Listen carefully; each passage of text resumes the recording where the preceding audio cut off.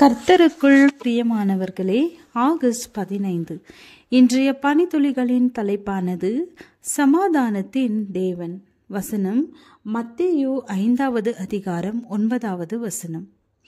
சமாதானம் பண்ணுகிறவர்கள் பாக்கியவான்கள், அவர்கள் தேவனுடைய புத்திரர் எனப்படுவார்கள். 1947 ஆகஸ்ட் 15ஆம் தேதி நாடே விழாக்கோலம் பூண்டிருந்தது. தேசம் சுதந்திரத்தை கொண்டாடும் அந்த வேளையில் தேசத்தந்தை மகாத்மா காந்தியடிகள் சுதந்திர விழாவிற்கு கூட வாழ்த்து தெரிவிக்காமல் கொல்கத்தா நோக்கி பயணமானார். அவருடைய நோக்கம் இனக்கலவரங்களுக்கு முடிவு கட்டி சமாதானத்தை உண்டு பண்ண வேண்டும் என்பதே. தேசம் சுதந்திரத்தை கொண்டாடிய வேளையில் அவர் உண்ணாவிரதம் இருந்தார், நூல் நூற்றார், பிரார்த்தனை செய்தார். அதன் பின்பாக நகரை சுற்றி நடைப்பயணம் மேற்கொண்டார். அமைதி திரும்புவதை அவரால் பார்க்க முடிந்தது. நாம் வாழும் இந்த உலகம் சமாதானமின்றி தவிக்கிறதை நாம் பார்க்கிறோம். சமாதானத்தை உண்டு பண்ணும் முயற்சிகள் பல தோல்வியில் முடிவதை நாம் பார்க்க முடிகிறது. இயேசு கிறிஸ்து சமாதானம் செய்வதற்கு நாம் மேற்கொள்ளும் முயற்சிகளை விரும்புகிற தேவனாக இருக்கிறார். அவர்களை பாக்கியவான்கள் என்று அழைப்பதை பார்க்க முடிகிறது. சமாதானத்தை ஏற்படுத்தும் வண்ணம் தேவனுடைய பிள்ளைகள் மேற்கொள்ளும் அதிகப்படியான முயற்சிகள் என்ன?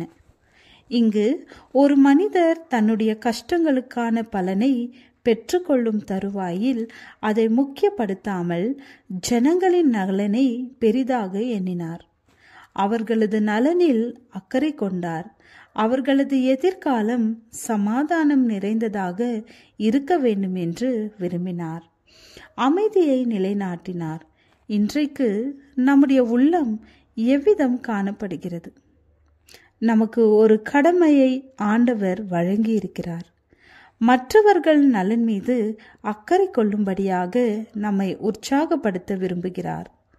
சமாதானம் பண்ணுகிறவர்களை பாக்கியவான்கள் என்று அழைக்கிறார்.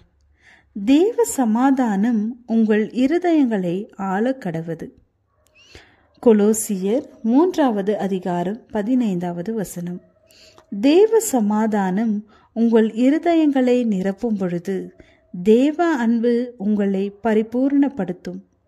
எல்லா சூழ்நிலையிலும் அமைதி குடிக்கொள்ளும். மற்றவர்களின் சமாதானம் நம் கண்களுக்கு முன்பாக பெரிதாக காணப்படும். ஆண்டவரிடத்தில் நாம் பெற்றுக்கொண்ட மெய்யான சமாதானத்தை மற்றவர்களும் பெற்றுக்கொள்ள அர்ப்பணிப்பு தேவை. இன்று அந்த அர்ப்பணிப்போடு செயல்பட நாம் ஆயத்தமா? ஒரு நபராவது தங்கள் வாழ்வில் சமாதானத்தை பெற்றுக்கொள்ள முயற்சி செய்வோமா? சமாதானத்தின் தேவனே உங்களை வழி நடத்துவாராக. ஜெபம். எங்கள் தேவனே, உம்முடைய சமாதானத்தை எங்கள் வாழ்வில் ஊற்றும். ஆமென்.